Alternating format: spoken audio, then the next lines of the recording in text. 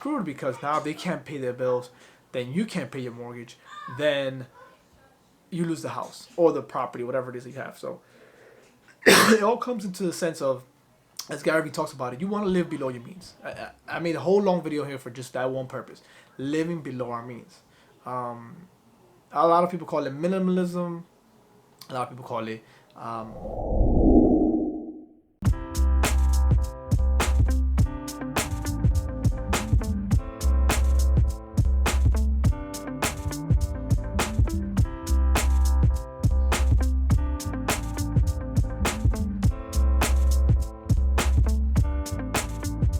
hey everybody, we're back, and just share a quick message again with you guys here on my daily videos.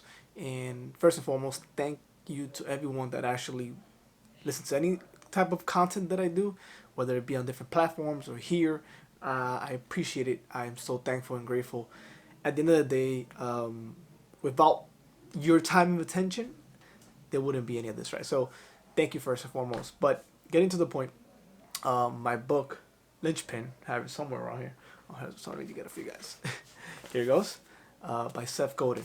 And I read a couple of insights real quick on his chapter, really talking about how, obviously, the importance of getting to know yourself, the being able to stand out and not try to fit in, and that takes a whole different level of awareness.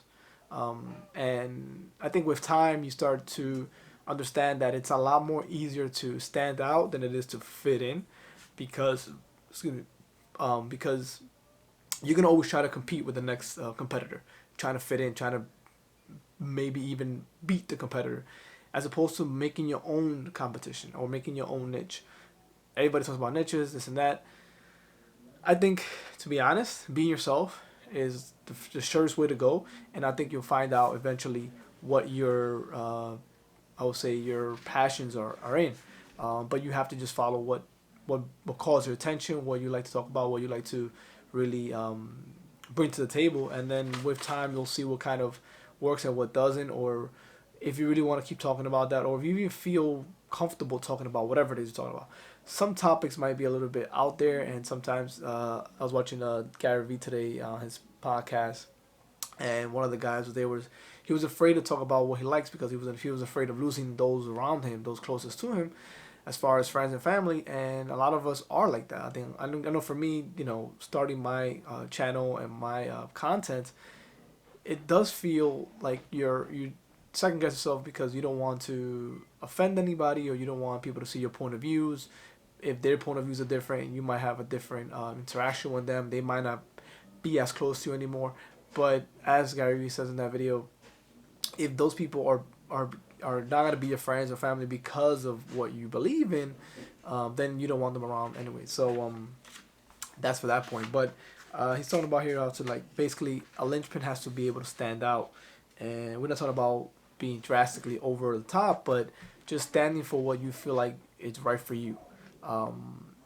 Oftentimes there's, and this is also from a late great Wayne Dyer. He talks about, ethics versus rules. So I know I've worked in many companies where the rules made no sense, but they were corporate rules and they had to be followed by the higher ups. And I've challenged a lot of these rules when I was working at these companies, and obviously on my part I didn't get the benefits out of it, but I always challenged it. I always felt like, okay, the rules, I understand the rules, but it ethically is not it's not a rule. I can give you a quick example. Wells Fargo, right? I was watching a Netflix documentary the other day.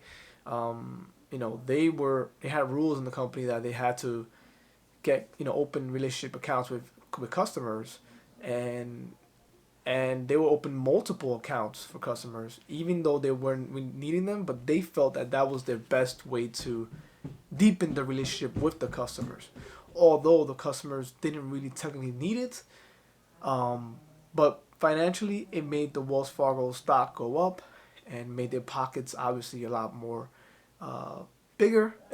And all of that came to light when now all this information came out that they were a lot of employees and bankers fraudulently opening accounts for customers, you know, all around the country. So that's an example of, although the company rule, or yeah, the company rule was to, you know, deepen the accounts or deepen the relationship with the customers as much as they could, because they felt that what they were doing was right to the customer, but at the same time it was actually going against what they believed in, because the customer was really being violated if you think about it, because they were opening accounts without them even knowing.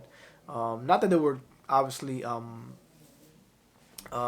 taking anything from them, but at the same time there was accounts where they were being overdrawn and they didn't even know they even existed, and then they would go and charge them these accounts that they didn't know existed. So that right there, for me, I feel like that's a rule versus ethic. Ethically, it doesn't make sense. You're opening accounts for individuals that don't even know they have it, just because you feel that they need it. So I think that's where it kind of gets tricky, where, you know, always choosing ethics over rules. But sometimes the rules were, you know, especially now with the corporate and stuff, that rules are going to be in place doesn't mean that they're right. And I think that's what I think he stands. Seth Godin talks about here with fitting in, standing out. Just because you're part of a company and the rules are there doesn't mean you have to apply or agree with them or even stay in the company. You can, you know, move on.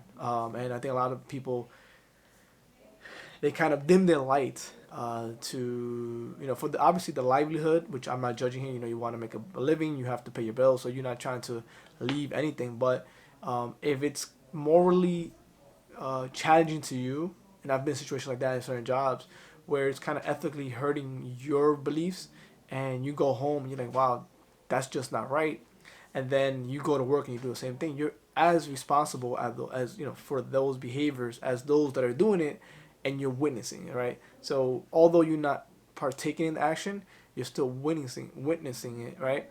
And that makes you, I think, for me, the same, you know, responsible, if not the same as if you was to be taking the action. So that being said, on that, on being standing in or fitting in or standing out.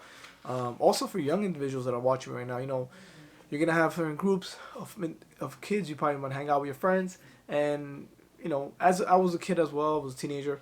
You're gonna have friends that are gonna be doing things that you're not agreeing with. You know, not necessarily agree with, but um, you know, you're gonna be asked to partake in these actions or whatnot. It doesn't mean you have to. Um, the peer pressure can get on you and make you do things you probably wouldn't have done.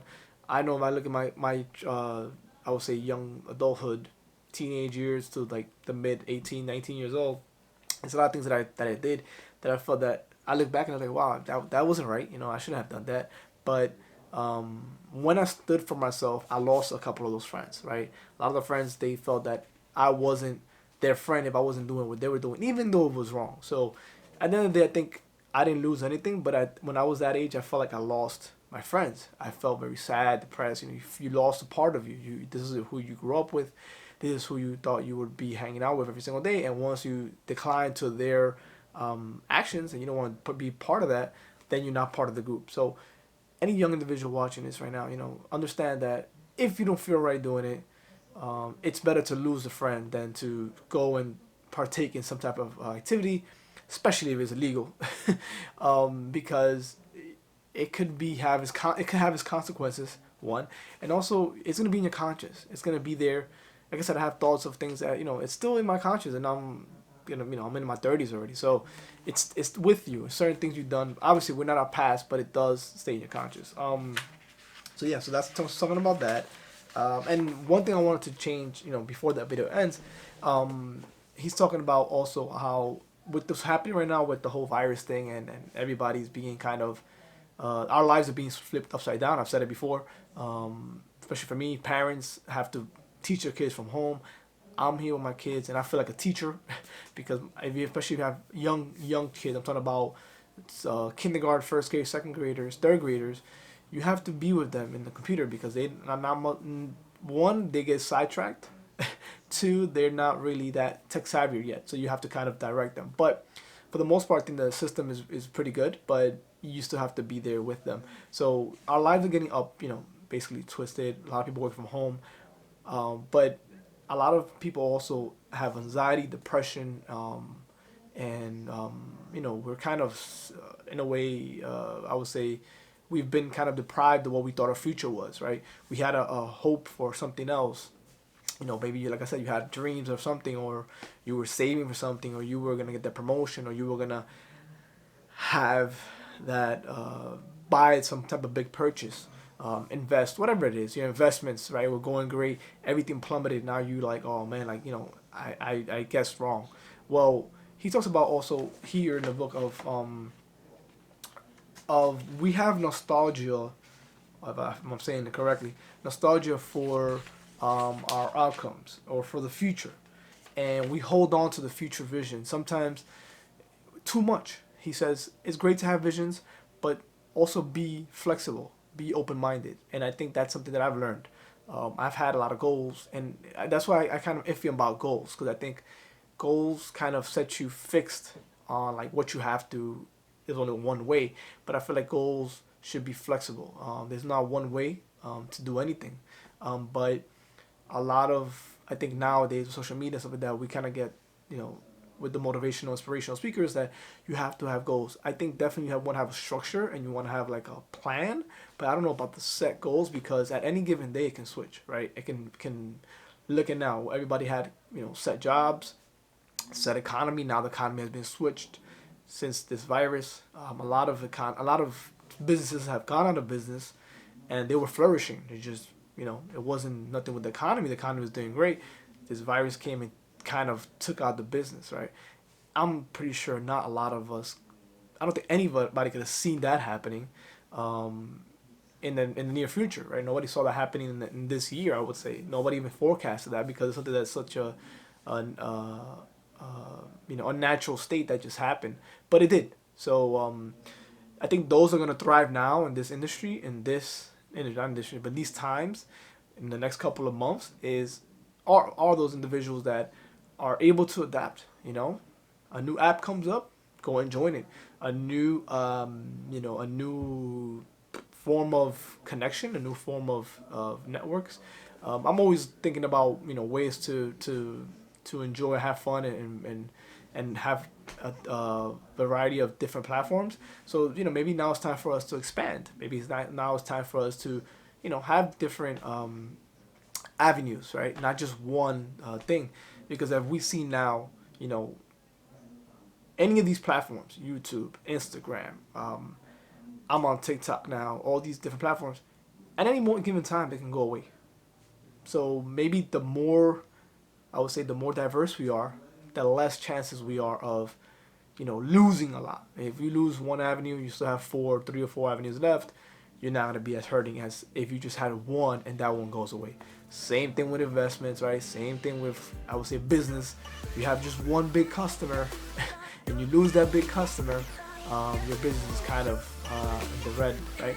So yeah, let's just be smart. Most of it is common sense. I don't know, I just like to give you guys insights. Most of it's common sense, but at the same time we kind of lose our common sense because we feel that we're different. But if anything, I'll see you guys next time, and peace.